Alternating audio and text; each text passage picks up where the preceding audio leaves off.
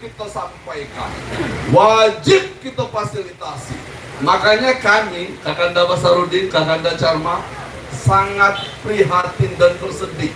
Mudah-mudahan apa yang dilakukan oleh Teras Indonesia, PSKP, Info Indonesia, mata itu iya, yang dilakukan oleh Kakanda Haikal dan seluruh tim ataupun kepanitiaan akan mendapatkan berkah dan akan menjadi amal ibadah pada waktu meninggal nanti. Amin ya Rabbal Alamin. Itu yang pertama.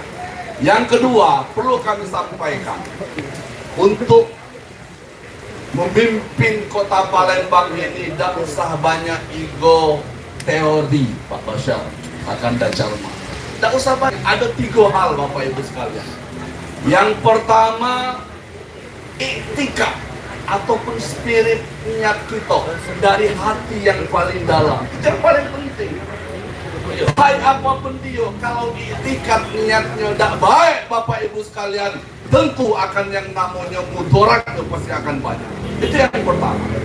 Yang kedua Bapak Ibu sekalian dan hadirat yang kami muliakan, yang hadir pada hari ini adalah orang-orang yang punya kompeten, orang-orang yang punya kredibel. Tadi saya ketemu dengan orang tua kami, Bapak Anwar Putra Bayu, Kakanda Charma, iya. Tadi kami ketemu juga dengan dokter Pak Zulfikri. Banyak Bapak Ibu sekalian. Apa cita-cita mereka ini Bapak Ibu sekalian? Ternyata dengan niat ataupun dengan iktikad yang baik, pasti akan ada jalannya. Pepatah Cina, Kakanda Basarudin, ada if there is the will, is there is the way. Kalau kita mempunyai iktikad niat yang baik, pasti akan ada jalannya. Itu dijamin oleh Allah Subhanahu wa Ta'ala. Yang kedua Bapak Ibu sekalian, azas. Taat azas Bapak Ibu sekalian. Yang namanya taat azas Bapak Ibu sekalian ialah regulasi.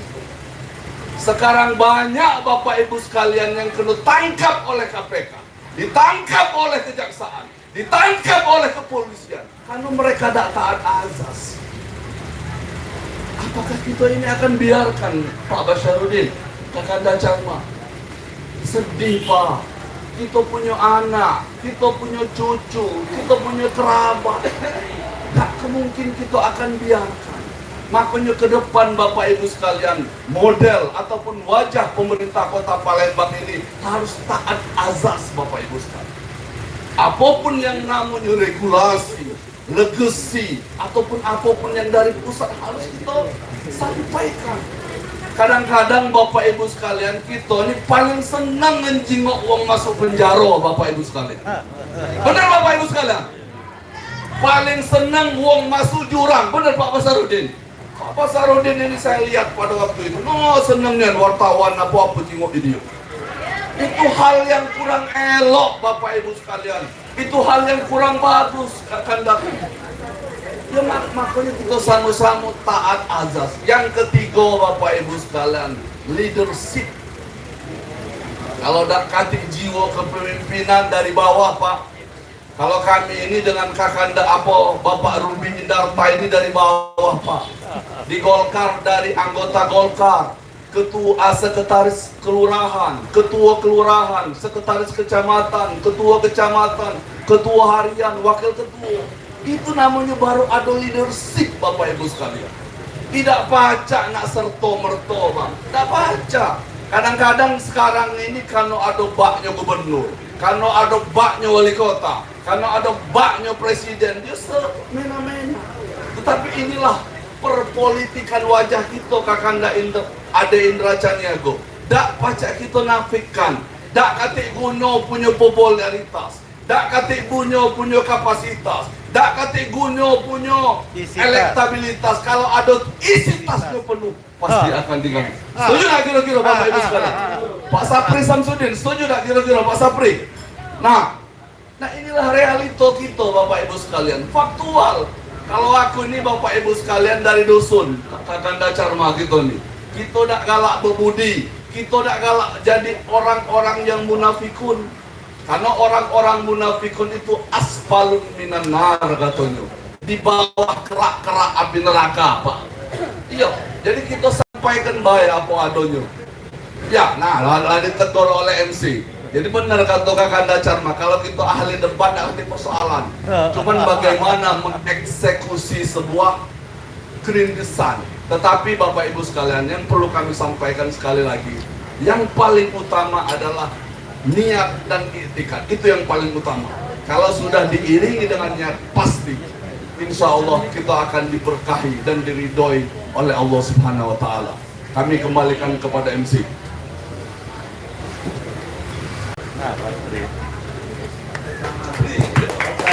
Iya, beri aplaus dulu dong kepada seluruh narasumber kita.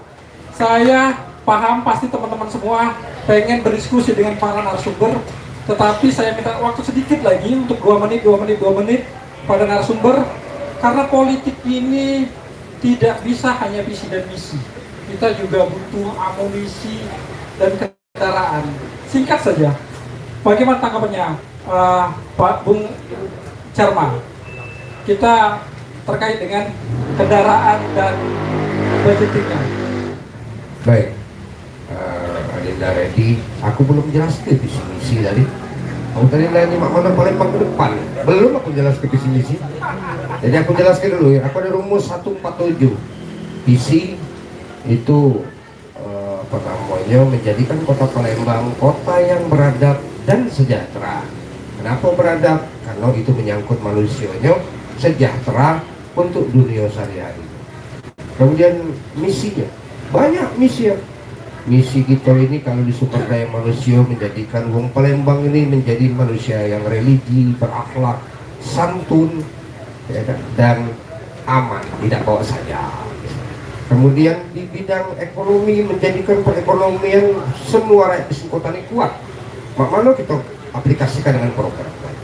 Di bidang pemerintahan menjadikan pemerintahan kita ini yang transparan, yang akuntabel, kemudian yang profesional dan melayani. Kemudian apa namanya lagi, di bidang lingkungan menciptakan infrastruktur pembangunan itu yang aman, nyaman dan harmoni. Nah, jadi 4 misi. Nah, kalau programnya aku punya 7 program. Jadi 147. Nah, 7 program ini dulu pernah aku tempel di Caritas. Ya. Lama itu setahun program begitu. Ada di Timpo banner besar, Caritas itu ditutup dengan wow, aku izin tidak besi aku tutup ini. Nah, jadi dulu program itu aku tempel di Caritas. Tidak muluk-muluk program. Program aku yang pertama gaji RT. Gaji RT 2 juta. Mustahil kati mustahil. Lebih dari situ pajak. Tapi RT punya 3 tanggung jawab. Ya, ini kita urai lagi cikok-cikok. Kemudian yang lain, aku menciptakan yang namanya Doctor of Call. Doctor of Call ini dokter panggilan untuk lansia dan anak-anak. Saru gitu nih ke rumah sakit, betul nggak? Nah, puskesmas ini 24 jam. Ya, Dinkes kota harus membuat pelayanan 24 jam untuk Doctor of Call. Kemudian apa lagi kita buat? Banyak. Misalnya pembangunan yang nyaman dan modern. Contohnya apa? Penanganan banjir, membangun drainasi yang modern. Bagaimana caranya? Kita kupas lagi kan ya. Kemudian hal yang lain-lain, memberikan supporting sarana dan prasarana pendidikan. Ya, contohnya apa? Kita kurang sekolah di Gandus, kurang sekolah. SD kita cuma ada 3, SD swasta cuma ada 2, SMP kita cuma ada 2. Kita kurang banyak sekali di Gandus, kurang di arang-arang lebar kurang. Ya, kita dari sekitar 352 SD, kita masih kurang. Minimal kita harus punya 500 SD. Itu pun untuk sarananya, prasarananya. Bagaimana menciptakan anak-anak generasi ke depan yang family terhadap menyerap teknologi yang baik. Artinya kita harus punya sarana prasarana sekolah yang mumpuni, misalnya smartboard, ya. Nah itu contohnya. Banyak lagi program-program kita yang lain. Jadi kita ada 7 program. Nah kalau kamu tanya tadi Mak Mano tentang isi tas, ya. Kalau isi tas menjadi faktor utama, Mularis telah jadi wali kota, betul tak? Betul tak? Kalau isi tas sudah jadi yang paling utama, kemarin Kiai kita Mularis telah jadi wali kota, betul tak? Betul tak ya? Kira-kira main. Apa tidaknya simularis? Kira-kira begini Pak, perpolitikan itu benar visi misi kita bagus, cuma tidak menutup kemungkinan bahwa memang ada operasional yang harus dipenuhi. Makanya sekilas saja seperti itu Pak. Ya operasional itu pasti. Kakak Goni 3 tahun bangun gencar. Kalau nanti gue habis bagi beras, nolong wong sakit 120 tangan palsu, kaki palsu, 300 kursi roda. Tiap malam ke rumah sakit. Kalau apa ada kata biaya, ada kata tukis tiap malam hampir. Belum lagi bagi beras rezeki dalu yang lain-lain. Tidak stop, tidak. Makanya di survei masuk terus radar. Betul tidak? Tapi tidak harus diekspos terus. Di mana kita bagi beras, di situ ditimpung. Nah, kira-kira main. Jadi artinya itu biaya. Biaya apa? Biaya supaya masyarakat mengenal program yang sudah kita buat. Lagi-lagi aku katakan, saya bukan maju untuk menjadi penguasa, tapi saya maju untuk menjadi pemimpin di hati rakyat Kota Palembang. Perkaranya, melalui jalur independen kami sudah digagalkan oleh sistem silon. 134 calon independen se-Indonesia ditolak oleh Bawaslu RI. Yang pertama, saya coba maju lagi karena saya petarung. Saya ambil form PDI Perjuangan. Uji ketua, jangan wali kota, wakil baik jadi. Saya harus mengaplikasikan pikiran dan isi dada saya untuk masyarakat Kota Palembang. Karena saya sudah merasa menjadi pemimpin Kota Palembang selama 3 tahun ini. Bukan jadi wali kota. Nah bonusnya gage dicoblos sama kawan-kawan ini jadi wakil wali kota. Misalnya wali kota Pak Pasar, Pak Pasar ngemek PKS, aku dari PDI. Bener gak kira-kira? Pak Pasar mentep-mentep lah, urus sila anggaran, aku bayar ke pasar-pasar. Betul gak? Nah itu lah. Jadi aku sudah jadi pemimpin. Makanya coba setiap malam nongkrong di mana dengan Dewan Rubi di antara uang aku. Di mana nongkrong Pak Dewan, Pak Wali. Tadinya bayar kopi 2 jadi 4. Nah ini perkelan deh. Hampir seminggu sekali aku ke Roka ini. Iya, jinggolannya tanya-tanya esok pelayan. Bukan sikok meja bayar, kadang 3 meja, 4 meja. Itu resiko. Bukan resiko untuk merebut kekuasaan. Bahwa di hati mereka, di pikiran mereka menganggap kita seorang pemimpin. Betul tidak? Nah resikonya tadi, kalau duit pas-pasan kalah, itu pertarungan namanya, konstelasi. Kalah, betul tidak? Kalah untuk menjadi pemenang. Tapi saya menang di hati masyarakat Kota Palembang. Walaupun saya tidak terpilih. Di mana Bewo ngomong, Pak Wali, jadilah kita mau puluh. Cobalah kau masuk Pemkot, Pak Wali jebol PP 50, ketua 50, deman gitu. Tapi di situ ada doa dari mereka. Ya, jadi saya tidak mempersalahkan menang atau kalah, tapi saya belajar menjadi seorang pemimpin yang ideal di tengah-tengah masyarakat. Assalamualaikum warahmatullahi wabarakatuh. Waalaikumsalam warahmatullahi wabarakatuh. Singkat saja Pak Bashar, tadi Pak Bashar mengatakan bahwa kota sebelah Lampung itu sudah sangat megapolitan. Sedikit saja yang statement yang ingin saya dapatkan bahwa andaikan Bapak terpilih, sanggupkah seperti yang Bapak sampaikan tadi? Sedikit saja Pak. Jelas dong. Saya sudah punya rencana-rencana yang membuat kota ini menjadi atraktif. Orang Lampung itu pasti bosan sama lautnya. Orang Lampung itu pasti bosan sama gunungnya. Kita akan tangkap peluang itu dengan membuat kota ini lebih atraktif, sehingga bukan hanya Lampung, orang Lampung, orang Bengkulu, orang Bangka, orang Jambi itu harus main ke sini karena kota ini lebih memberikan suasana yang lebih daripada mereka yang ada di sana. Bukan itu hanya kalau ditanya itu. Tapi saya menambahkan apa yang disampaikan oleh Bung Charma tadi. Ya benar apa yang disampaikannya. Jadi tidak hanya popularitas, tidak hanya elektabilitas, dan isitas juga tidak menjamin. Benar disampaikan itu. Kalau pada saat itu isitas yang diutamakan, sudah banyak orang yang jadi wali kota. Dan tapi sayangnya itu kalau ada jargon di KPU itu pemimpin yang berkualitas, apa bahasanya itu? Pemimpin yang berkualitas akan lahir dari pemilih yang cerdas. Ya. Tapi sayangnya pemimpin yang berkualitas ini jarang menang. Ngapo pemilih yang cerdas itu cuma 30%. 70%-nya nggak cerdas ini. Nah, itu yang susahnya. Ya, Bung Jarmai. Jadi ini fenomena yang terjadi ini. Dia berkualitas belum tentu menang. Dia tidak berkualitas belum tentu menang. Jadi kita tunggu baik siapa yang tertulis di Lahul Mahfuz. Setuju kan? Kita tunggu jawabannya di 27 November. Siapa di antara kita yang tertulis di Lahul Mahfuz sehingga kita enjoy. Tidak kena dong nak jadi wali kota lagi bebala. Enjoy baik, nikmati baik. Kalau memang kita yang terpilih, alhamdulillah. Kalau tidak, ya sudah balik asisten lagi.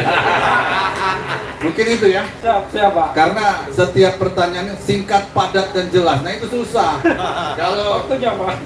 ada 5 jam, mendayu-dayu. Kayak Sapran tadi. Wabihi nasta'in. Wah, itu keren. Ya, terima kasih. Oke. Saya yakin teman-teman sudah juga pengen berdiskusi kepada narasumber kita. Cuma untuk yang ini, yang terakhir, saya minta 2 menit saja, Pak. Tadi terkait dengan moralitas. Bukankah dari pejabat RT sampai dengan Presiden Republik Indonesia itu disumpah? Terus apa yang salah dengan moralitas, Pak? 2 menit saja, Pak. Agak berat ini. Ini sudah fit dunia wal akhirah, Pak Ustaz. Ini tentang moralitas, Bapak Ibu sekalian. Makanya balik kepada basic kita masing-masing. Apa yang disampaikan oleh Kakanda Charma dan Pak Basyarudin itu faktual loh. Pak Dr. Ade, kandidat Dr. Ade, itu faktual. Tak bisa kita nafikan, Bapak Ibu sekalian. Tugas daripada kaum-kaum pemuda-pemudi ini. Karena apa yang harus kita lakukan? Apa yang harus kita, apa bahasa wong itu wajib kita sampaikan. Jadi kalau masalah moralitas tadi kadang-kadang tidak harus itu tokoh agama, tidak harus itu tokoh masyarakat, budayawan, para petani, para pengusaha, dan lain sebagainya. Tidak. Ini adalah tanggung jawab kita sama-sama. Dan aku yakin ini akan kita pertanggungjawabkan di dunia akhirat walaupun sebesar biji jarak. Itu clear. Dan itu clear. Tidak bisa kita tawar-tawar, Pak Dr. Ade. Tidak bisa kita tawar-tawar. Ya, makanya aku selalu menyampaikan di grup-grup itu, Pak Haikal, ada pertanggungjawaban gitu. Lemak kalau di dunia pacak kita budi ke. Benar Pak Ruby? Iya. Kalau di akhirat sana udah baca, malaikat sudah ngomong, Pak Basar, bener gak kau ini? Ini masalah moralitas gitu. Ya makanya aku selalu menyampaikan kepada masyarakat, kalau memang itu baik, tolong jangan kamu budi ke. Pak Charma ini 3 tahun lebih ngurusi rakyat, membantu rakyat, masih dibudi oleh rakyat. Pak Dokter, apa dia ini Pak? Fenomena apa ini Pak? Mari kita sama-sama, boleh Pak. Siapa yang tak galak di duit? Aku tanya, beruk pun galak di duit, benar Pak Komisioner? Iya. Tetapi dengan cara-cara yang arif, dengan cara-cara yang bijak, dengan cara-cara bil ma'ruf wal mau'izatul hasanah. Dengan cara-cara yang baik, masih banyak Pak. Masih banyak orang baik ini. Yo, aku tidak jadi masalah walaupun Pak Ruby kita harus mengakui Pak popularitas kita Pak Basar, Pak Charma 1% beda dengan nyampe. Kita harus akui. Kita harus secara kesatria menyampaikan kepada masyarakat kalau memang ada yang lebih baik dan bertanggung jawab moral, lahir, batin, zohiriyah, batiniyah, bantu Pak. Tidak kan di persoalan. Nak dia ajak ketika menang, nak ditinggal kenyo. Ini malah adik-beradik ribut. Ini masalah moralitas Kakando. Ini komisioner KPU di Mora ini tahu persis bagaimana yang ada di daerah. Lebih hebat Pak di daerah Pak daripada di kota. Kalau di kota ini lulu gue bener gak Pak? Iya, kalau di dusun tak baca Pak. Nak mati masih tetangga. nak sakit masih tetangga dan lain sebagainya. Ini moralitas ini harus wajib. Tidak pacak kita tawar menawar. Itu mungkin Kakanda. Siap. Oke, teman-teman, Bapak Ibu yang saya hormati,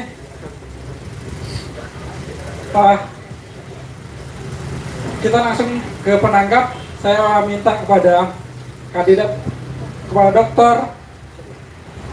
Dr. Zulfikri terhadap 3 narasumber kita hari ini.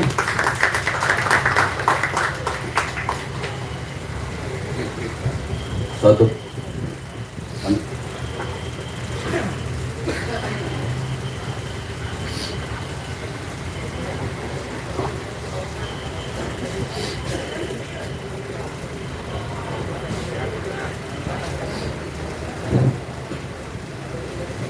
Assalamualaikum warahmatullahi wabarakatuh. Warahmatullahi wabarakatuh.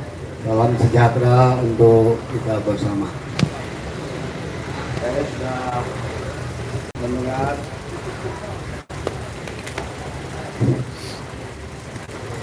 Saya sudah mendengar paparan presentasi dari bapak-bapak bakal calon dalam pilkada Kota Palembang. Pada kesempatan ini saya ingin menarik ke prinsip-prinsip umumnya. Yang pertama, dalam pemilu yang demokratis, ya, ini ada kaitannya dengan Adlihai dan Moncer tadi ya. Dalam pemilu yang demokratis, seorang calon itu dikatakan lihai kalau dia mampu mengidentifikasi kebutuhan yang menyangkut hajat hidup rakyat banyak. Itu, ya, dia mampu mengidentifikasi. Jadi caranya bagaimana? Dia berdialog, ya, dengan rakyat, dengan berbagai pihak, dengan para pakar. Tidak hanya sekedar pasang spanduk-spanduk saja, ya, tapi rajin-rajin berdialog, termasuk rajin membaca, ya. Nah, dari perspektif pemilu yang demokratis itu yang disebut dengan calon yang lihai. Terus yang moncer yang bagaimana? Yang moncer artinya itu program-program yang menyangkut hajat hidup orang banyak yang ditawarkan itu diterima oleh rakyat, ya, mendapat sambutan ya ramai ya dari rakyat, dari pemilih, ya, itu yang disebut dengan moncer, ya. Nah, jadi silakan bapak-bapak, para bakal calon, ya, memikirkan hal ini, ya.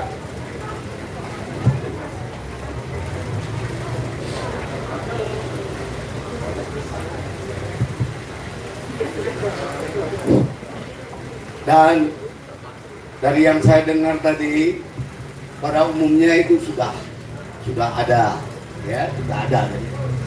Nah, tapi saya ingin tarik lagi ke yang lebih universal lagi, yang mengatasi semua yang kita bicarakan tadi. Tadi ada Bapak yang mewakili Ratu Dewa tadi, Ponaan, nyerempet ada gitu ya. Nah, tapi saya ulangi dengan cerita saja. Ada dialog, ya, ada dialog antara Konghucu dengan muridnya. Itu kira-kira 500 tahun sebelum Masehi. Kita tahu Konghucu ini adalah dalam tanda petik itu nabinya umat Buddha gitu ya. Muridnya bertanya, "Guru,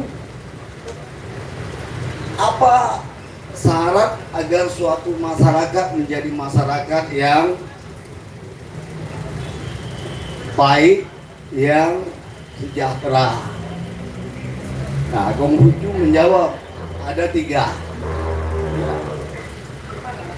Pertama ada pangan, Yang kedua ada rasa aman. Dan yang ketiga ada pemimpin-pemimpin yang baik. Jadi 3 syarat supaya kota Palembang ini menjadi masyarakat yang baik, gitu ya. Terus ditanya lagi oleh murid, ya, kalau dari 3 itu dikurangi 1, mana yang harus dikurangi? Lantas dijawab oleh Konghucu, rasa aman. Ya. Ditanya oleh muridnya lagi, dari yang tinggal 2 ini dikurangi lagi 1, apa yang harus dikurangi? Pangan, ya, kurangi pangan. Nah, jadi apa yang dapat kita tarik dari dongeng ini, ya, suatu masyarakat biarlah keperinya, ya, keperinya biarlah tidak aman, banyak kriminalitas misalnya, ya, biarlah masyarakat kelaparan, asal masih ada pemimpin-pemimpin yang baik. Nah, ya, masih ada pemimpin-pemimpin yang baik. Nah, tentu menjadi pertanyaan bagi kita nih, pemimpin yang baik ini yang bagaimana? Nah, ini pasti multitafsir, ya, tergantung kepada referensi kita masing-masing. Saya juga tidak punya pendapat, tapi saya tidak berhak menyatakan bahwa itu yang benar. Izin Pak Dokter. Secara umum gambaran ketiganya gitu. Sebentar, saya belum selesai. Waktu tadi. Pedomannya ke Nabi Muhammad. Nah, Nabi Muhammad. Suatu saat Nabi Muhammad ditanya oleh Jibril, tentu saja karena perintah Tuhan, gitu ya. Hai Muhammad, ya, kamu dipersilakan minta apa yang kamu inginkan kepada Tuhan. Kamu Nabi, kamu Rasul, permintaan kamu pasti akan dikabulkan oleh Tuhan. Iya. Jawab Muhammad, saya tidak minta apa-apa, ya, kecuali 1, ya. Kalau umatku merasa lapar, saya orang pertama yang merasakan lapar. Kalau umatku sejahtera, aku orang yang terakhir yang merasakan sejahtera. Nah, itu pedoman untuk menunjuk apa yang disebut dengan pemimpin yang baik itu.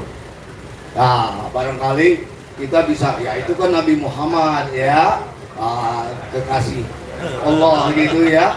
Kita tidak baca meniru seperti itu. Memang benar, ya, kita manusia biasa yang dhaif, gitu ya.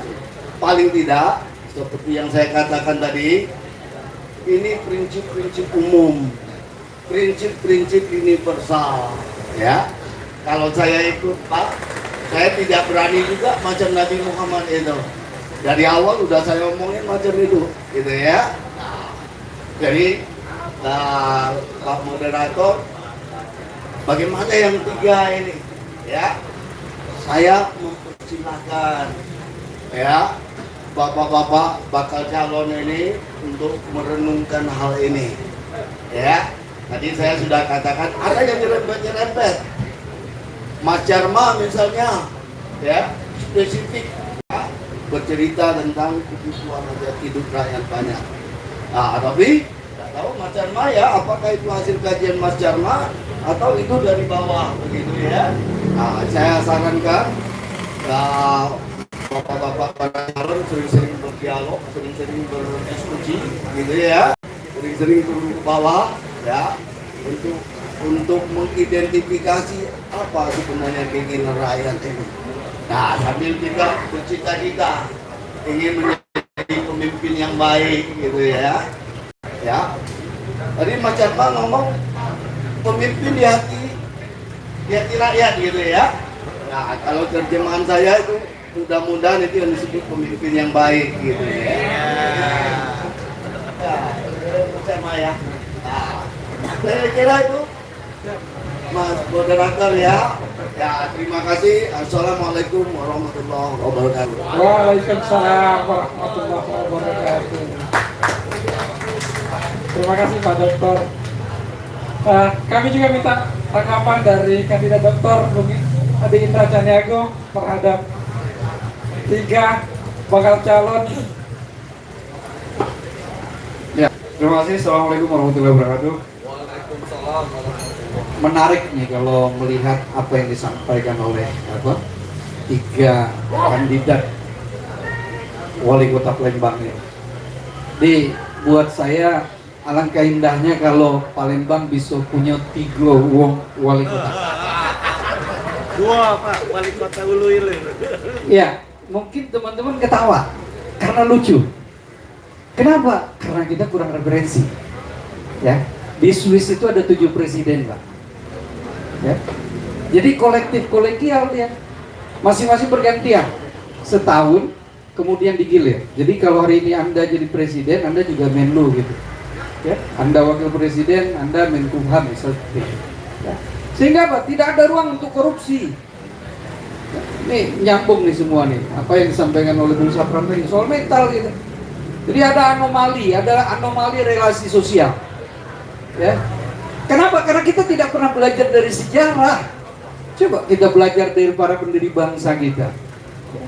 Kalau kita mau bicara program, buka aja Mukadimah. Itu mungkin tadi lebih teknis ya disampaikan. Buat saya buka aja Mukadimah, mencerdaskan kehidupan bangsa itu pendidikan, mensejahterakan, artinya ya segala fasilitas tadi kan gitu. Sebenarnya udah selesai. Ya. Di level elit saya yakin sudah selesai. Meskipun ada tadi anomali relasi sosial apa?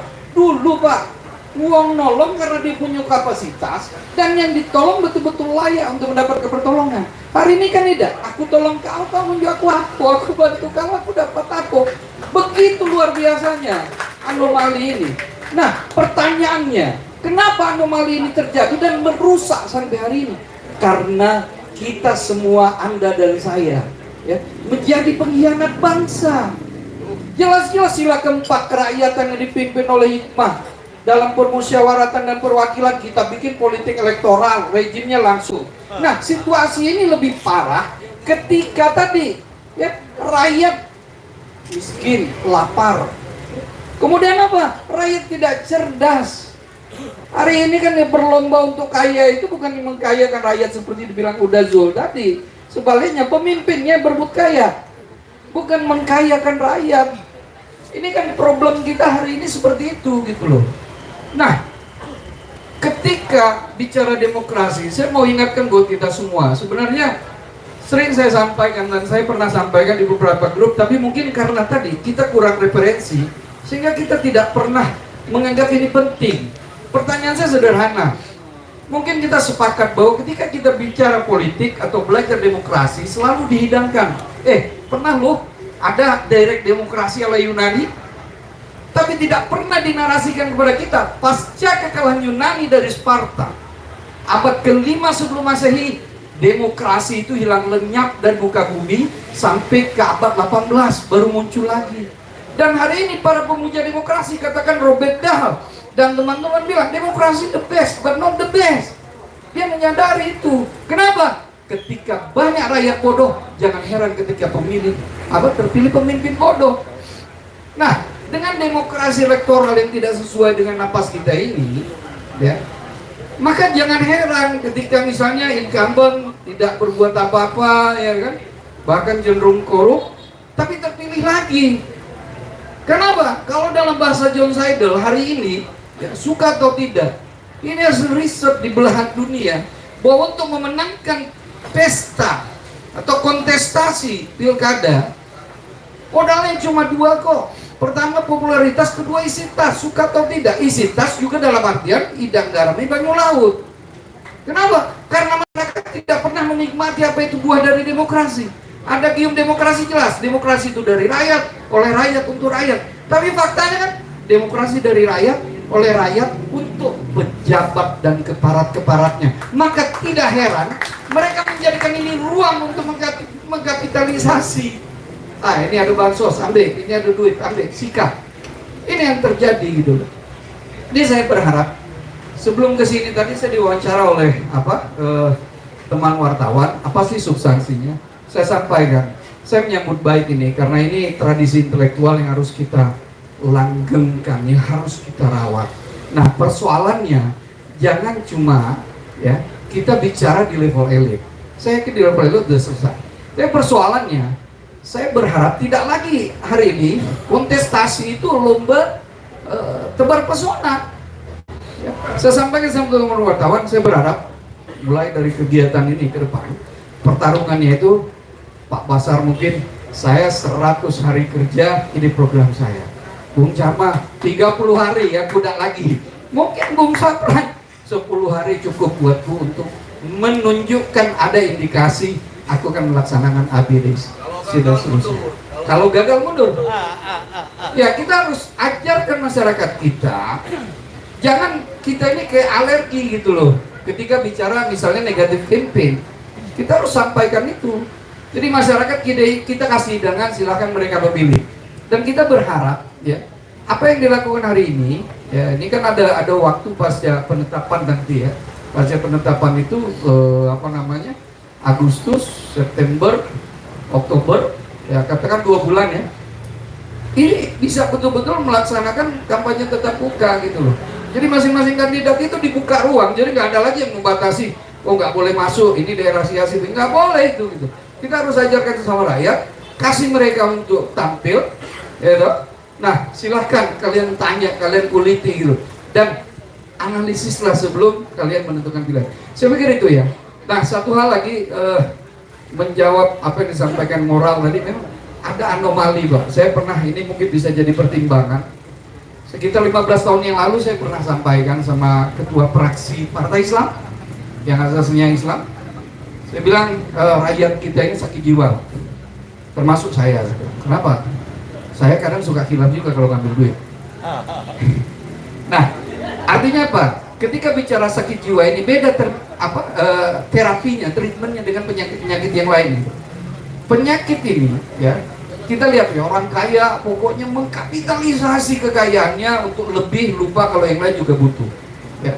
Hal yang sederhana bisa kita lihat di lampu merah, seolah-olah dia dari belakang nih, uang lain nggak cepet, pokoknya 2 menit dia tunggu, 30 detik nggak ketemu, pokoknya langsung foto. Nah ini salah satu contoh sakit jiwa. Ya, makanya saya bilang gini, obatnya saya minta ada alokasi nanti ke masjid, ada alokasi ke gereja, ke rumah ibadah agama lain. Kenapa? Yang bajingan juga bukan cuma Islam aja, semua agama ada yang bajingan. Jadi caranya Pak, saya sampaikan hari itu. Jadi kalau di Islam, karena saya Islam, kita ambil contoh Islam, saya pikir sama semua agama soal kebaikan. Jadi diajarkan gitu loh, ingatkan bahwa hari ini saya yakin ya, kalau di kota Palembang seluruh masjid Jumat pertama ini ingatkan, hidup ini pagi, siang, sore, malam, pagi lagi, Senin, Selasa, Minggu, Senin lagi, Januari, Desember, Januari lagi. Nah kemana gitu? Mati, sudah batas hidup. Jumat depan ketemu lagi. Kamu suko tak suko, kapanlah mati. Segala yang menakutkan, yang menjijikkan ketemu. Kalau kamu tidak percaya, silakan coba. Jumat depan cerita lagi gitu. Bini yang belakang kawin lagi, anak cai-bucai gara-gara kita mendapatkan harta dengan cara yang tidak halal. Ya, berpikir Pak, sehebat apapun uang kalau diingatkan dengan kematian. Nah, saya minta itu, tapi sayang, alhamdulillah. Ya, sampai hari ini belum terwujud. Mudah-mudahan siapapun yang terpilih di depan ini, saya titip satu program ini sekaligus untuk menjawab apa yang disampaikan oleh Bung Sapran. Terima kasih ya sekali lagi. Dan tadi fokus kita tidak lagi di level elit karena ini sudah selesai. Aplaus dulu buat semua dan mari kita bicara di level massa. Terima kasih. Assalamualaikum warahmatullahi wabarakatuh. Waalaikumsalam warahmatullahi wabarakatuh. Baik Bapak Ibu hadirin sekalian, sebelum kita lanjutkan ke audien, ada permintaan mohon BG mobil 1175LR agar disingkirkan terlebih dahulu, ada yang mau lewat kasihan. 1175LR. Ya, BG 1175LR. Oke, kita lanjut. Mohon dibantu panitia. Saya yakin rekan-rekan semua sudah sangat pengen diskusi kepada para narasumber kita semua ini, dan kita yakin bahwa narasumber kita ini semuanya adalah mempunyai visi misi yang bagus, tetapi tetap takdir Allah tertulis di Lauhul Mahfuz yang bisa menjemputnya atau tidak. Takdir partai. Saya buka sesi pertama, 3 penanya. Oke, Bapak ini 1 keterwakilan perempuan, yang depan 1, yang tengah 1. Mohon panitia.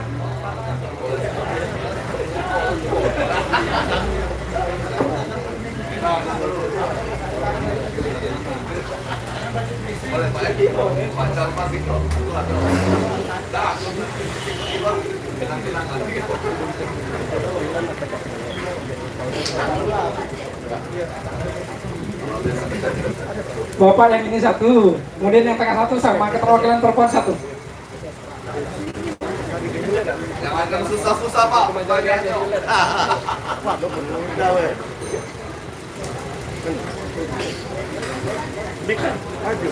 Sabotase.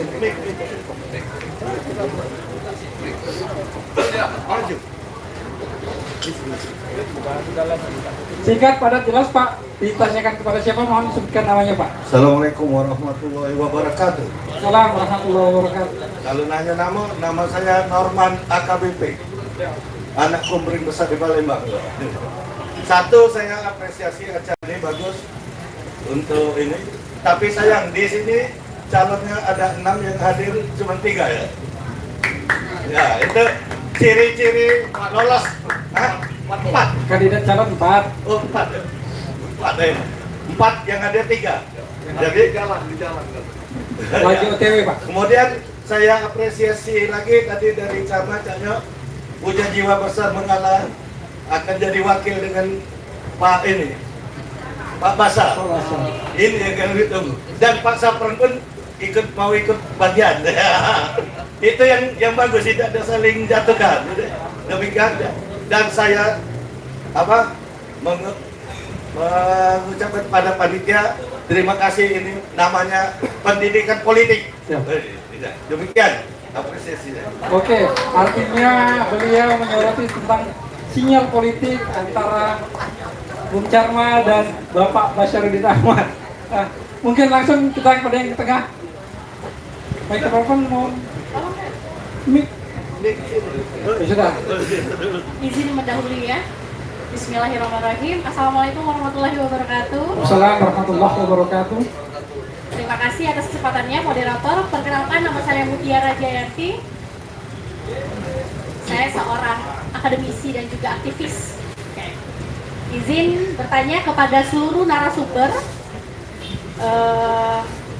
Ketika di antara atau semua para narasumber kelak lolos jadi calon wali kota definitif, seberapa besar peran dan juga komitmen bapak-bapak sekalian atas visi misi yang akan dijalankan, dan juga apa instrumen dan juga parameter bahwa visi misi kalian, bapak-bapak sekalian, akan bermanfaat bagi masyarakat plus juga membawa perubahan yang lebih atas performa pembangunan di kota ini yang telah 11 tahun stagnan progresivitasnya dalam kemajuan kota Palembang itu sendiri. Terima kasih. Assalamualaikum warahmatullahi wabarakatuh. Waalaikumsalam warahmatullahi wabarakatuh. Jadi mohon izin langsung dijawab atau Satu lagi. gantian.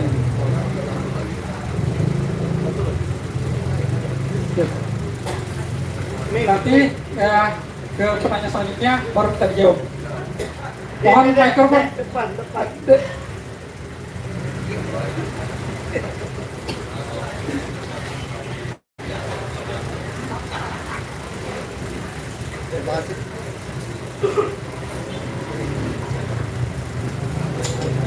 Terima kasih. Assalamualaikum warahmatullahi wabarakatuh.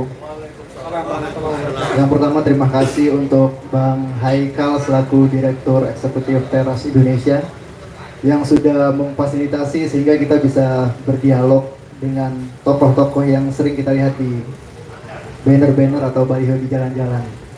Mungkin sebelumnya saya mau izin dulu moderator. Kalau dari tadi bilangnya waktu-waktu, gimana bisa menerima aspirasi kalau waktu diskusi masih dibatasi, ya? Setuju nggak? Pak Wali. Tapi mungkin saya panggilnya Kak aja ya, karena saya lihat masih muda-muda, masih seumuran lah. Izin Kak Charma, Kak Basyar dan Kak Safran. Saya Randika. Saya Ketua Gekraf, Gerakan Ekonomi Kreatif Nasional Sumatera Selatan, organisasi binaan dari Mas Menteri Sandiaga Uno yang membawahi di bidang ekonomi kreatif. Mungkin tadi dua penanya sudah berbicara tentang teknis politik ya. Kalau saya mungkin lebih ke arah di ekonomi kreatif. Saya tadi sangat mengikuti dari ketiga narasumber yang memaparkan ya. Yang pertama Kak Charma tadi bilang bahwa potret Kota Palembang hari ini banyak anak muda itu yang masih nongkrong malam tidak karuan Kak. Saya izin tanggapi, tanggal 13 Juli 2024 Gekraf akan melaksanakan yang namanya Ekraf Talent Show. Kemarin baru dibuka pendaftaran, 1 hari dibuka pendaftaran sudah melampaui batas pendaftaran yang kita targetkan. Itu artinya bahwa pelaku ekonomi kreatif di Kota Palembang ini banyak Bapak Ibu. Terbukti 1 hari kita bisa kasih data, kita bisa tampilkan kalau Bapak Ibu pengen tahu siapa-siapa orang-orangnya. Ini real, akan ditampilkan. Kalau misalnya agak kurang yakin, nanti 13 Juli silahkan datang. Undangan nanti akan kita siapkan. Itu untuk Kak Charma. Yang kedua untuk Kak Basyar, tadi saya menanggapi bahwa di Lampung ada hotel tertinggi di Sumatera, yang di bawahnya juga ada Grand Mall. Dan kita pengen Kota Palembang menjadi kota yang atraktif dengan cara mengadakan event-event besar. Pertanyaannya, itu berarti bicara tentang nanti Kak Basyar. Kalau nanti berarti itu kami nagih janji dulu ke Kak Basyar setelah jadi. Kalau Kak Basyar gak jadi, berarti kami tidak jadi nagih dong, ya kan? Dan yang ketiga dari Kak Syafran tadi bilang di 3 poin. Yang pertama niat, azas, dan leadership. Kalau bicara niat, saya yakin hampir 90% teman-teman di sini punya niat baik untuk Kota Palembang. Dalam arti ini nggak cukup niat doang Kak Syafran. Kita pengen hal-hal yang konkret gitu. Nah, pertanyaannya adalah dari bidang ekonomi kreatif.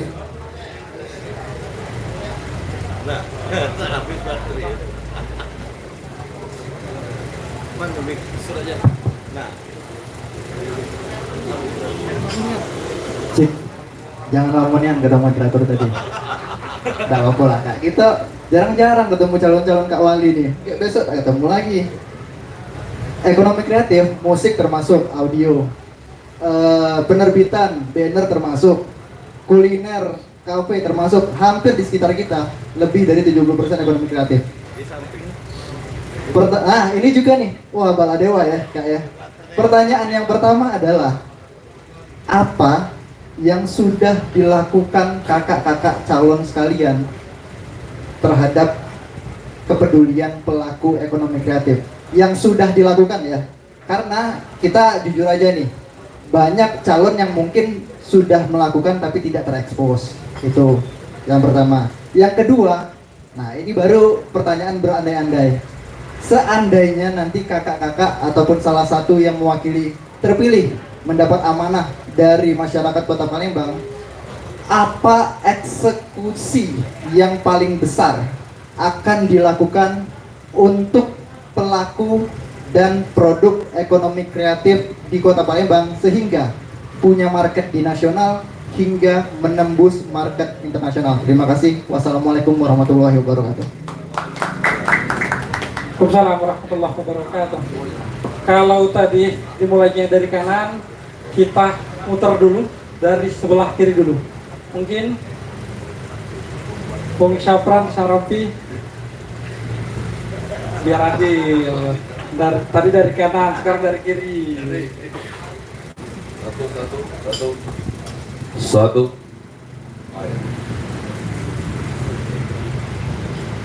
Semuanya ini. Iya. Semuanya. Iya. Kalau Pak Norman AKBP Norman ini.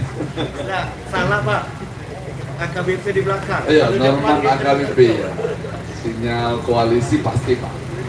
Yang namanya koalisi itu tidak bisa kita tegak deh. Karena di hasil daripada pileg kemarin, Pak Norman, itu partai-partai besar lah yang ada di kota Palembang.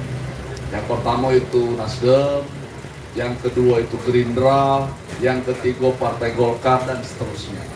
Oleh karena itu Pak Norman wajib, tidak bisa karena kita harus, kalau menurut undang-undangnya 10 Pak, harus ada 10 kursi. Benar Pak Rubi ya? 10 kursi Pak Rubi ya? Baru bisa mengusung dewek maksudnya. Termasuk Nasdem tidak bisa mengusung dewek karena ada 9 kursi. Jadi wajib Pak, terserah Pak Norman, siapapun yang nak diajak koalisi, apakah Pak Basar, mungkin Pak Basar sama Pak Ratu Dewa, kan? Apa Pak Basar dengan Ibu Nandriani, Pak Charma dengan Pak Ratu Dewa dan lain sebagainya. Itu pasti Pak. Yang kedua, Ibu Mutia ya. Benar ya? Mutiara apa Mutia? Oh iya, Mutiara. Iya. Komitmen. Kalau saya terus terang Bu, kalau kita bicara masalah komitmen Bu, kalau kita gagal harus mundur Bu. Iya, itu komitmen kita. Kita ini kan kadang-kadang harus jadi kesatria Bu. Apalagi yang kita pimpin nih, rakyat di kota Palembang ini sudah jumlah yuk Bu ya, 1,6 sekian. Di PT kita 1,2 lebih. Jadi yang kita pimpin ini bukan hanya 10-20 orang. Jadi harus ada semacam komitmen besar. Komitmen, sudah itu integritas, political will gitu. Dan ini harus menjadi semacam tauladan Bu. Tauladan bagi regenerasi. Pak Randika ya, Randika ini punya tanggung jawab juga Pak. Jangan hanya di ekonomi kreatif aja Pak. Kalau kita mempunyai semacam kemauan untuk mengubah sesuatu itu, kata Pak calon dokter Indra Caniago, harus masuk ke situ, harus masuk ke cemplung di situ. Tidak bisa muak-muaklah kamu Pak Randika, tidak didengar ke wong, berbuih-buihlah kamu, tidak didengar ke wong. Ternyata di Indonesia ini harus kita jadi dalam satu kolam besar itu. Jangan kita nak jadi lingkaran setan Pak Randika, jangan. Tetapi kita harus ada di situ. Kalau kita di pemerintahan harus jadi kepala dinas, minimal kabin, baru pajak mengeksekusi. Benar Pak Basar ya? Pak Basar dulu kepala Perkim. Banyak proyek, dia pajak bantu, dia pajak nolong. Cak Kakanda Charma, dia ketua Gencar, dia pajak bantu. Cak kami dulu di DPRD Kota Palembang, pajak nolong. Pajak masuk sekolah, pajak ruang berobat, pajak bangun sekolah, dan sebagainya. Jadi Ibu Mutiara wajib. Kalau tidak kasih komitmen Bu, tidak usah pilih-pilih Bu. Iya, tidak usah pilih-pilih. Iya. Berarti dia ngenjuk kita angin surga bae Bu, ngenjuk pemberi harapan palsu bae Bu. Yo, zaman mak ini tidak cocok Bu. Yo, cuman inilah faktual yang ada Bu. Kalau sudah jadi cuk mak hilang Bu. Kalau jiwang itu Pak Norman jaka sembung naik ojek. Kalau itu cempedak di bawah batang, ada kendak baru nak datang, ada kendak baru nak baik. Nah pola-pola seperti inilah Kakanda Charma, Pak Basar yang kita temukan. Dokter Ade ini harus kita pikirkan anomali apa, gerakan apa. Kalau mak inilah kita sampai kiamat Pak Ade, jadi semacam ketakutan kita, jadi penyesalan kita Kakanda Ade, Pak Dokter. Nah, jadi itu yang harus kita pikirkan sama-sama. Dan yang terakhir tadi untuk Randika, siap Randika. Ya, kalau kau ngomongkan apa yang kau sudah perbuat, kami banyaklah nolong Pak. 5.000 lebih UMKM yang benar Pak Randika ya, 5.000 lebih. Mak mano pemerintah pada waktu kami menjabat dulu menggratiskan yang namanya izin. Karena data di Disprindakob maupun di Dinas Tata Kerja itu Pak luar biasa Pak. Perusahaan yang ada di kota Palembang ini ribuan, Pak. Tinggal bagaimana kita memanage, meng-green design-nya itu dengan baik. Jadi Randika, ini PR kita sama-sama. Karena kita ini Palembang ini, Pak Basar, kok yang banyak masuk ke PAD, Adinda Rika, yolah Cak Roka Cafe Resto ini. UMKM galau. Justru UMKM kita ini harus didorong benar-benar supaya menjadi trend center, menjadi semacam Mak Manung green design-nya itu bagus, baik. Tinggal Mak Manung bungkus tuh. Nah, bungkus itu kerjasama. Kita ini pacak ngomong baik, Randika. Iya. Kalau aku jadi Cak apa ya? Kalau di Palembang ini, Cak si Koko Tamrin, kejengoan, Cak Haji Halim. Tidak pula besar ini Pak Haikal, kecil baik mak itu nah. Kalau pajak tiap hari ngado ke acara seperti ini, karena ini menumbuhkan UMKM kita. Dan kita Pak Randika wajib untuk menggagas itu. Nah setelah ini gagaslah, pada waktu bila perlu pada waktu acara nanti seluruh calon, bakal calon ini undang Randika. Terserah dia nak kampanye, dia nak ibaratnya masang baleo, silahkan. Karena demokrasi ini Pak, ini harus kita bikin happy. Jangan ada rasa ketakutan. Ini kaget Pak Basar mentang-mentang tak jadi, ay Pran kau ini dulu tak nolong aku. Nah, tidak. Mari kita sama-sama menciptakan demokrasi ini. Pak Ade, Pak Dr. Jul tadi itu, Mak Mano dengan apa ya? Lokal wisdom kita, dengan keceriaan kita dan lain sebagainya. Itu mungkin Pak Randy.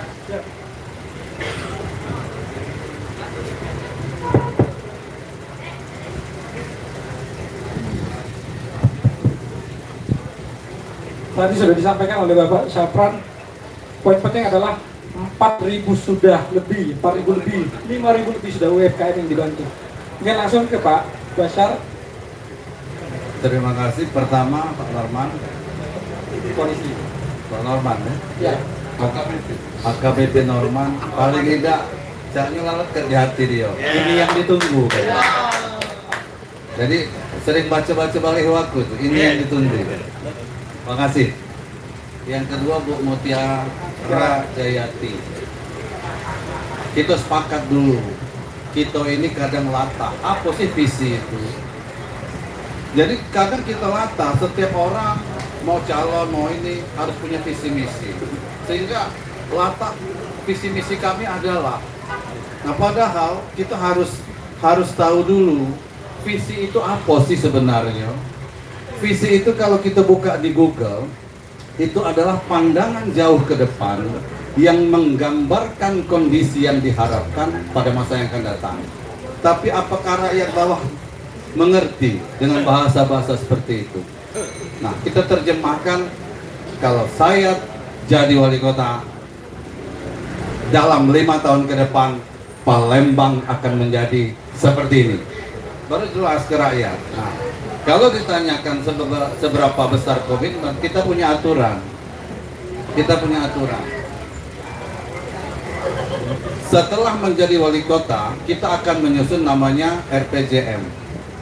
RPJM itu substansinya adalah visi, misi, tujuan, sasaran, arah kebijakan dan program. Dan ini dibuat, diperdakan, itu sudah komitmen. Berarti kita tanda tangan. Di RPJM itu ada tahun pertama, ada tahun kedua, ada tahun ketiga, ada tahun keempat, dan ada tahun kelima. Dan di situ ada indikator kinerja utama sebagai penilaian capaian, Key Performance Index di situ. Itulah yang dipertanggungjawabkan setiap tahunnya kepada DPRD. Kalau dia di kota, DPRD Kota Palembang. Kalau di provinsi, DPRD Provinsi Sumatera Selatan. Jadi komitmen itu tertuang dalam perda. Perda apa? Perda RPJM. Disinilah dituntut kelihayan siapapun nanti yang akan menjadi wali kota dalam menerjemahkan RPJMD itu. Kenapa?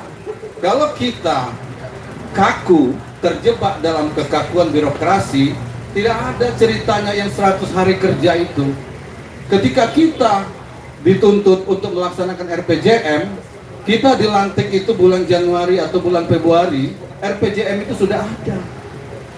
Sudah ada N-1 itu. Program siapa? Program transisi. Ya, program transisi oleh PJ Wali Kota sebelumnya. Kehilangan kita 1 tahun sudah. Kalau kita tidak lihai melakukan perencanaan, maka di tahun kedua kita baru memulai perencanaan. Artinya tinggal tersisa 2 tahun lagi untuk melaksanakan program.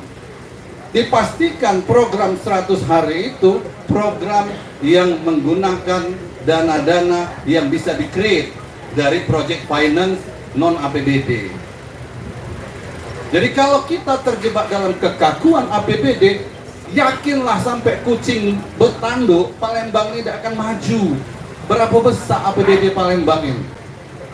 Iya kan? Benar kan? Itu hanya untuk kegiatan publik. Ya, tidak mungkin ada LRT dengan APBD Kota Palembang. Tidak mungkin ada jembatan Musi 6. Tidak mungkin ada jembatan Musi 4 dengan APBD Palembang. Tidak. Itulah kita dituntut untuk meng-create project finance. Baik itu APBD, APBN, private finance initiative, public private partnership, ataupun private murni. Ini yang harus kita kembangkan, ditambah lagi CSR. Nah, ini enak mengupas bagaimana membangun Kota Palembang dengan menggerakkan sektor-sektor ekonomi lainnya, supaya kota ini bisa melompat ke depan. Kalau APBD itu untuk kegiatan public goods, jalan, banjir, sampah, dan lain sebagainya. Tetapi untuk menggerakkan menjadi kota yang atraktif nggak bisa. Itu komitmen itu pasti. Kita akan dituntut untuk memberikan Key Performance Index yang akan dipertanggungjawabkan. Dan kita ini kalau sudah jadi wali kota nanti, kita dituntut untuk melaksanakan akuntabilitas. 1 rupiah pun uang yang dikeluarkan harus dipertanggunggugatan. Harus bisa dipertanggunggugatan. 1 rupiah pun. Itu akuntabel. Jadi agak kesulitan kalau kita hanya berharap dengan APBD. Dan nanti kita, kalau ada waktu, kita elaborasi bagaimana kita memanfaatkan dana-dana lainnya untuk membangun kota ini. Itu butuh waktu 5 jam. Kemudian Randika, ini menarik Randika. Suka atau tidak suka, mau atau tidak mau, Jakabaring itu sudah didatangi oleh 45 negara dengan 6.000 atlet. Nggak ada provinsi lain. Makanya kalau kita melihat dari situ, menganalog dari situ, tidak ada ceritanya kita harus ada gunung, harus ada laut, tidak. Kalau kita bisa meng-create sebanyak-banyaknya event, ini juga akan berdampak kepada ekonomi kreatif. Suka atau tidak suka. Ya, saya kasih contoh. Cuman kita ini perlu nanti pada saatnya akan ada Palembang Creative Hub untuk menampung ide-ide kreatif itu. Tetapi kita lihat maraton kemarin. Dengan adanya maraton kemarin, okupansi hotel tambah, sewa mobil bertambah, kuliner sudah pasti. Kuliner pempek itu spesifik yang tidak ada di kota manapun di Indonesia. Itu kemarin saya mendapatkan pernyataan dari OJK. Pempek itu aneh. Coba dari Medan itu ada Bika Ambon. Bika Ambon itu hanya untuk pendatang. Orang asli nggak mau Bika Ambon. Tapi kalau pempek, antara pendatang dan orang asli itu rebutan. Bahkan kecepatan makan orang penduduk asli dengan pendatang beda. Kita sudah 5, dia baru 1. Kalau kita bawa oleh-oleh ke luar kota, kita bawa pempek, kita buka sama-sama, kita juga yang makan. Kalau Bika Ambon enggak. Atau Bolu Meranti. Soalnya kalau di Palembang, Bika Ambon orang lebih memilih bolu suri. Ya, kalau Bolu Meranti kita ada bolu gulung, yang bolu gulung yang lebih enak. Nah ini, suka atau tidak suka, coba kita exercise pempek. Ya, akibat 8 ton pempek keluar, apa yang terjadi? Sagu habis di pasar 16, sagu habis di pasar Jakabaring, ikan habis, bawang merah habis, bawang putih habis, apalagi gula merah habis. Terjadi pergerakan ekonomi. Kalau terjadi pergerakan ekonomi, dampaknya kemana? Ke masyarakat. Akibat event besar yang terjadi ini, kuliner kita dukung, UMKM kita dukung. Iya, hotel naik. Ini coba Anda lihat beberapa tahun ke belakang, event-event banyak sekali. Ada PON, ada SEA Games, ada Asia Pacific Beach Volley, ada ASEAN University Games, ada Islamic Solidarity Games, ada ASEAN Games, ada bowling dunia, ya, ada triathlon. Banyak sekali event-event. Ditambah lagi event-event musik dan lain sebagainya. Kalau ini terus kita gulirkan dan kita siapkan infrastruktur untuk itu, yang terjadi apa? Terjadi pergerakan ekonomi. Anda tahu apa yang disampaikan oleh atlet-atlet pada zaman itu? Kami baru tahu Pak Palembang itu dari mana? Dari peta. Karena Palembang tidak terkenal. Suka atau tidak suka, Palembang sudah terkenal di 45 negara. Ini baru tahu Pak, kami itu Palembang di situ, di peta ini. Dan inilah yang kita harapkan dengan adanya event-event besar itu mampu menggerakkan. Dan yang kedua, pertanyaan mereka tuh, Pak, setelah kami ini olahraga, kami nak kemana? Nah ini yang susah kita jawab. Ke Benteng Kota Besar. Tidak kena do tiap hari nak ke Benteng Kota Besar. Sampai di sana cuma dapat pempek hitam. Pas balik mobilnya bocor bannya. Ini yang ditakutkan orang. Maka kita harus mempersiapkan infrastruktur untuk itu. Hayalan saya, mimpi saya banyak. Nanti pada kesempatan saya sampaikan, mau saya buat seperti apa nanti kawasan heritage kita. Anda tahu Palembang berapa usianya? 1341 tahun. Kota tertua di Indonesia. Anda pernah nggak merasakan di mana kota tuanya? Masuk ke satu kawasan merasakan heritage yang luar biasa, nuansa kota tua. Kenapa Jakarta yang baru 500 sampai 600 tahun itu sudah ada kota tua? Semarang begitu juga. Padahal kita kota tertua di Indonesia. Anda tahu Palembang adalah kota apa? Cari di Google. Palembang adalah kota pempek. Nah ini kreatif ini.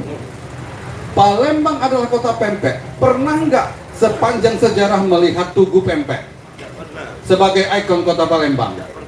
Pernah nggak? Ini ide-ide kreatif yang harus kita tampilkan.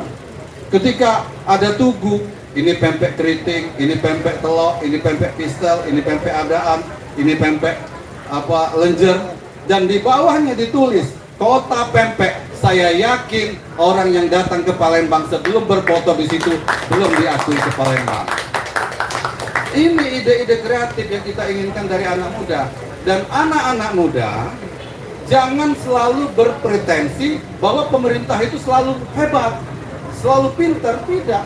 Justru masukan-masukan dari adik-adik, dari bapak-bapak inilah yang akan di-exercise menjadi suatu yang kita kristalisasi, suatu program yang indah. Ini menjadi kota yang produktif dan berdaya saing berbasis ekonomi kreatif. Ya, catat ya, menjadi kota produktif, berdaya saing dan berbasis ekonomi kreatif. Ingat, kita kota kopi, provinsi kita provinsi kopi. Kenapa Lampung yang terkenal? Karena daya saing kemasannya. Kita punya nanas, Lampung juga yang terkenal. Ingat, kita punya ikan patin, ya. Kenapa ikan dori yang terkenal? Ikan dori itu adalah ikan patin, tetapi ketika dikemas menjadi ikan dori, orang lebih keren makan ikan dori. Benar kan? Nah, itulah kita inginkan dari adik sekalian. Daya saing kemasan ke depan, daya saing kemasan ke depan yang memberikan memberikan desire ya bagi kaum-kaum yang datang itu untuk menikmati. Anda lihat Punti Kayu, Anda lihat Jakabaring.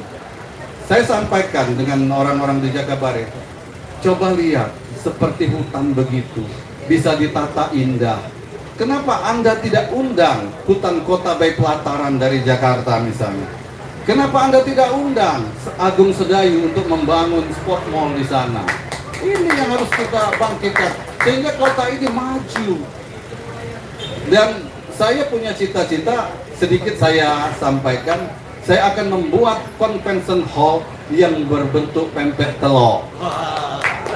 Ya. Yang tidak ya berbentuk pempek telur, ada fotonya, tetapi isinya untuk sentral dari kuliner dan sentral handicraft. Nah itu yang jadi orang datang. Kalau waktunya panjang enak benar kita diskusi untuk ya untuk kalau Anda punya IG, buka IG saya, banyak saya menyampaikan. Nah kalau masalah klasik banjir dan sebagainya di IG saya itu juga sudah saya uraikan satu persatu apa yang harus kita lakukan dan lain sebagainya.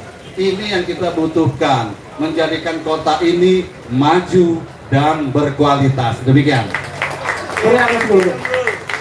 Sekarang Carma, silakan. Ya, terima kasih. Luar biasa kan? Luar biasa tak?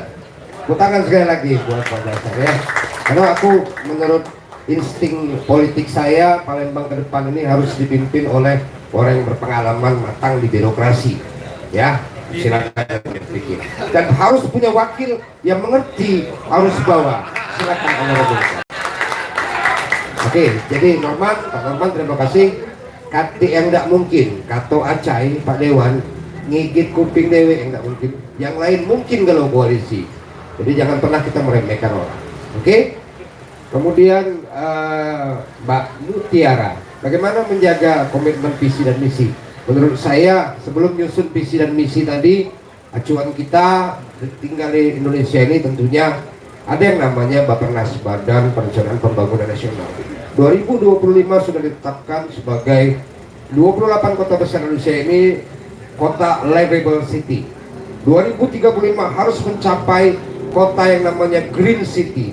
2045 Indonesia must take off menjadi smart city di 28 kota besar serentak se-Indonesia. Itu Bappenas. Terapan dari Bappenas, pemerintah kota kabupaten gubernur Indonesia menerapkan namanya Bapeda. Bagaimana RPJMD disusun? Disesuaikan dengan RPJMN. RPJMD itu ngukurnya dari mana? Politik anggaran. Berapa PAD kita? 1 sampai 1,2 triliun. Berapa dana perimbangan? 3,8 sampai 3,9 triliun. Lebih dari situ udah acak. Jangan berhayal tinggi-tinggi. Kecuali pemimpinnya agak gilo. Gilo apa? Gilo nyari investor, gilo buat apa pengembangan kota. Kata Pak Basarudin tadi, PAD itu ada belanja rutin, ada belanja pembangunan. Nah belanja rutin ini tadi bayar gaji pegawai dan lain-lain sebagainya. Belanja pembangunan, sisa dana belanja rutin dari dana perimbangan ditambah dengan PAD. Bagaimana seluruh kita potensi daerah ini bisa meningkatkan PAD? Salah satunya masuk ke pertanyaan dari Randi tadi. Jadi bagaimana menjaga komitmen? Kita praktekkan dulu ecak-ecaknya sebelum buat visi misi, praktekkan dulu lah. Contoh, aku ngomong tadi ada program Doctor of Call, dokter panggilan standby 24 jam untuk lansia dan anak-anak. 3 tahun ini ratusan lansia dan anak-anak ngelepon lewat emaknya, anaknya minta tolong aku. Padahal aku bukan dokter, minimal ngurusi mereka di rumah sakit biar dilayani oleh dokter. Ya, itu sudah aku praktekkan. Bagaimana kalau aku jadi wali kota? Tentu lebih banyak yang bisa aku perbuat. Karena aku punya anggaran. Bagaimana ngurus anak-anak yang putus sekolah? Sudah kita praktekkan. Ratusan anak putus sekolah.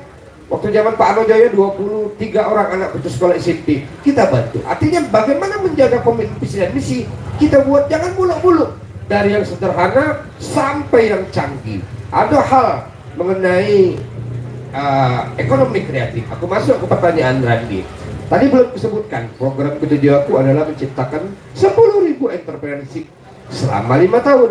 Jadi jangan ditanya janji Pak Carma 10.000 entrepreneur 100 hari ini mana? Benar, ada aturan main. Kau pegawai tahun ini berdasarkan RPJMD tahun lalu. Lapis belanja juga oleh PJ, kata siswa lagi. Nyuci piring gitu. Nyuci piring, gawe PJ tadi. Ya, PJ pula menang ke pihak-pihak tertentu pula. Nyuci piring tambah wali kota ke depan, yakin lah omongan aku. APBD 2025 habis, singkat juga loh. Nah untung, jadi harus punya pemimpin yang mana caranya nyari investor, nyari duit. masuk sebanyak-banyaknya. Salah satu pintu masuknya adalah ekonomi kreatif. Pertanyaan saya, coba kau tanya Menteri kau dulu, dari gerakan ekonomi kreatif, berapa yang dia menganggar untuk Palembang bantu? Ada tak? Ada tak? Aduh, itu kau buka sirup Kementerian Ekonomi Kreatif. Aku barusan buka. Kau buka sekarang berapa anggarannya untuk daerah? Aduh, itu puluhan triliun. Nama mana anak-anak muda si kota Palembang, Saroka ini deh, pacak juluk anggaran kementerian itu dari ekonomi kreatif, ya. Jadi aku semangat kalau ningok uang pecah Randi, tapi itu baru akan yang kau buat, ya. Ekonomi kreatif talent show itu baru akan itu. Kalau kami lah berbuatnya mana? 1.700 warung, gue bantu warung rumah. Fakta ini satu. Kemudian yang lain-lain apa yang gue bantu? Hampir setiap bulan saya 2 kali mengisi materi tentang entrepreneurship. Kalau aku ahlinya entrepreneurship, bagaimana menciptakan mindset di anak-anak muda bahwa kita tidak bisa menjadi seorang pencari kerja, tapi bagaimana kita bisa mengembangkan diri kita supaya kita punya tenaga kerja. Artinya jadi bos. Mau supaya jadi bos, kecil-kecilan dulu. Kau jualan pisang bakar, pisang coklat di pinggir jalan, modal gerobak kau mereknya agak aneh dikit. Kau punya karyawan Wiko, belajar jadi bos dari hal yang paling kecil. Nak jadi wong kayu harus kau coba dulu. Tidak bisa tidak dicoba.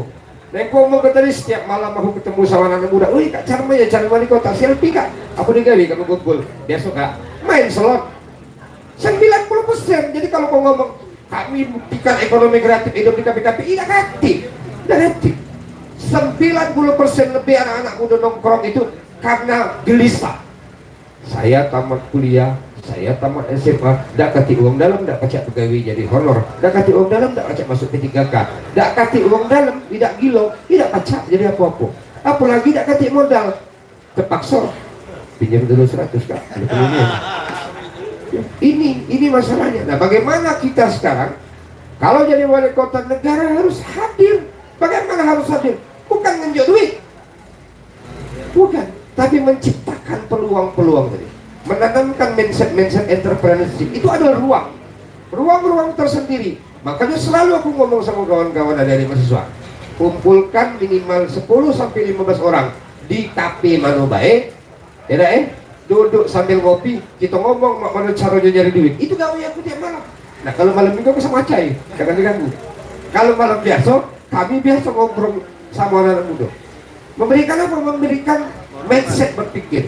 Kita ini pemenang. Kita ini petarung. Iya, jadi aku pikir itu ya. Silakan kau berangan-angan, silakan kau punya cita-cita, kau buktikan dengan langkah-langkah kecil menuju langkah-langkah besar. Aku pikir itu ya, anak-anak muda semua sebagai bahan penutup. Sekali lagi, Palembang ini complicated kawan, ya. Palembang ini complicated. Tutuplah mimpi-mimpi, tutup aku bilang mimpi-mimpi dengan pencitraan-pencitraan, ya. Tutup. Kenapa? Mak gitu nak beli beras, adik gitu nak kuliah, kita nak mencari gawe. Kalau tidak jadi wong gilo tidak makan di Palembang, ya. Palembang ke depan akan menjadi kota yang beradab dan sejahtera. Coba sih kok hari ini yang menentukan. Tanamkan yang dalam hati sekarang. Harus punya pemimpin yang komprehensif. Itu yang aku lakukan. Aku sampaikan, terima kasih atas undangannya. Wallahu a'lam bishawab. Wabillahi taufiq wal hidayah. Assalamualaikum warahmatullahi wabarakatuh.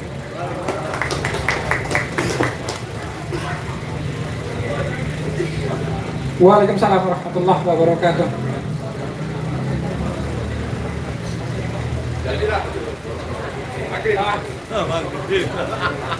Kita merangkum dari semua apa yang disampaikan oleh para narasumber. Kita berikan kesempatan 1 menit untuk closing statement. Saya mulai dari tengah dulu.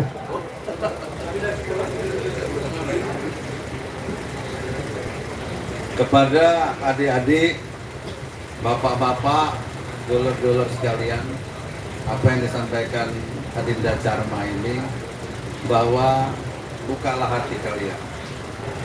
pilihlah pemimpin yang bisa membawa kota ini menjadi kota yang maju dan berkualitas. Jangan salah pilih. Tidak ada gunanya itu 50.000, 100.000. Ya. Jangan berpikir sesaat dan sesat. Jangan berpikir sesaat dan sesat.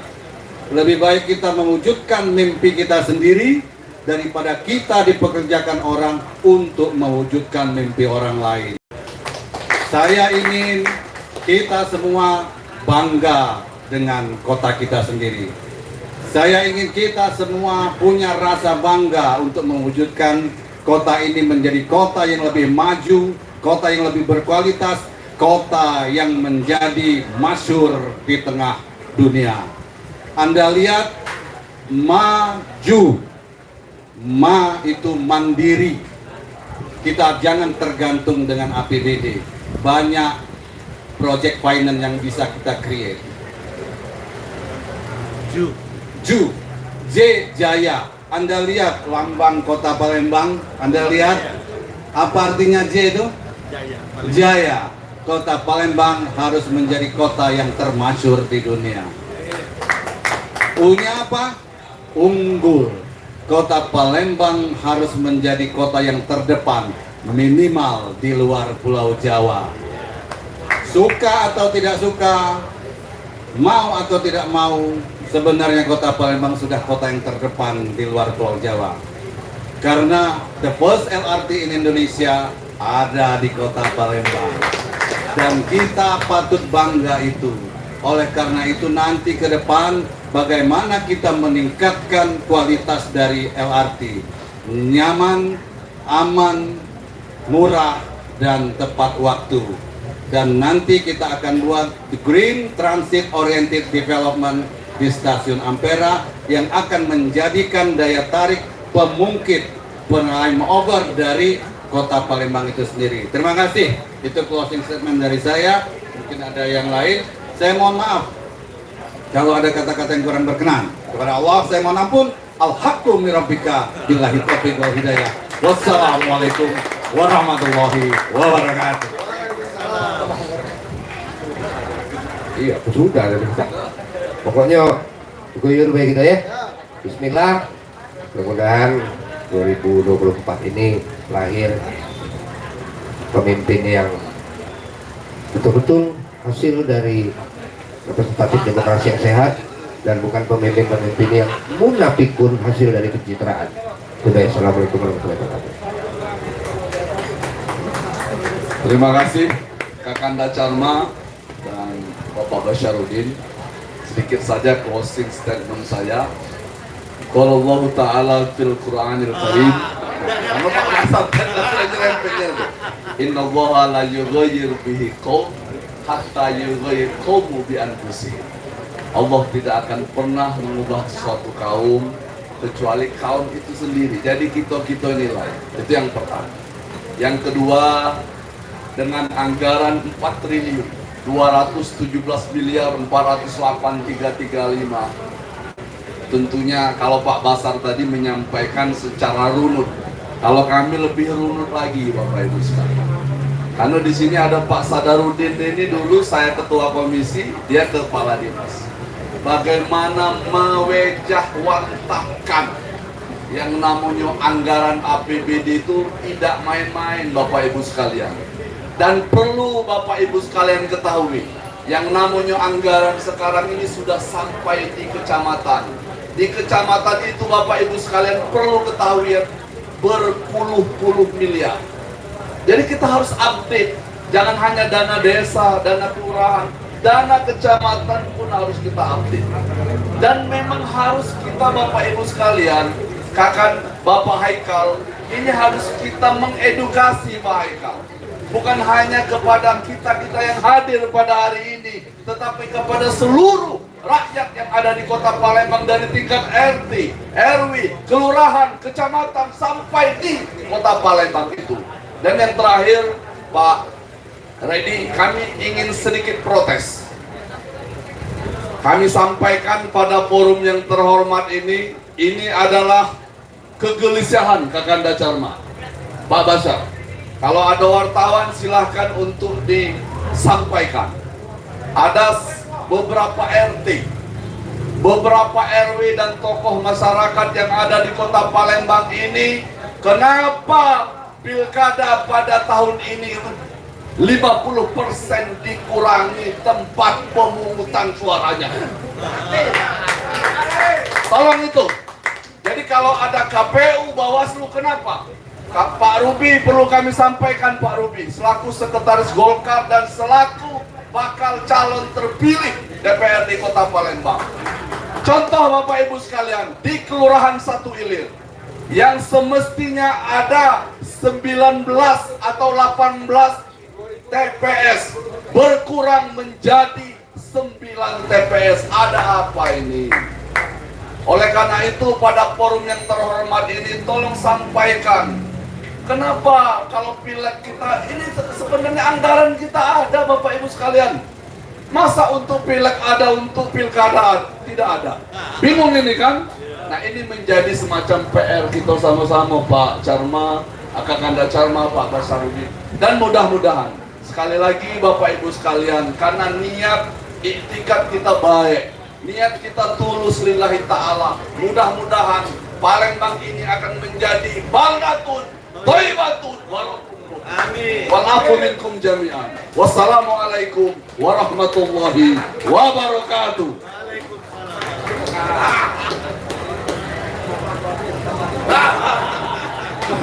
Waalaikumsalam warahmatullahi wabarakatuh. Baiklah Bapak Ibu hadirin sekalian yang saya hormati, inilah wajah-wajah para kandidat bakal calon wali kota Palembang serta visi dan misinya. Kita bisa melihat, kita bisa mendengar, kita bisa merasakan, tetapi tetap saja tanggal 27 November nanti rakyat yang menentukan. Tetapi minimal dari sinilah referensi apa yang disampaikan oleh bakal calon wali kota Palembang tersampaikan dengan baik. Terima kasih yang sebesar-besarnya kepada seluruh narasumber, kepada seluruh penanggap, Bung Ade Indra Caniago, Bapak Dr. Zulfikri, para narasumber, Bung Charma, Bapak Lasyar, Bapak Haikal, dan Bapak Sapran Syarofi. Saya selaku moderator memohon maaf apabila ada kata yang salah. Pada Allah saya mohon ampun. Nasrun minallah wa fatun qarib bila bisa bilil haq fastabiqul khairat billahi taufiq wal hidayah. Wassalamualaikum warahmatullahi wabarakatuh. Saya kembalikan kepada MC.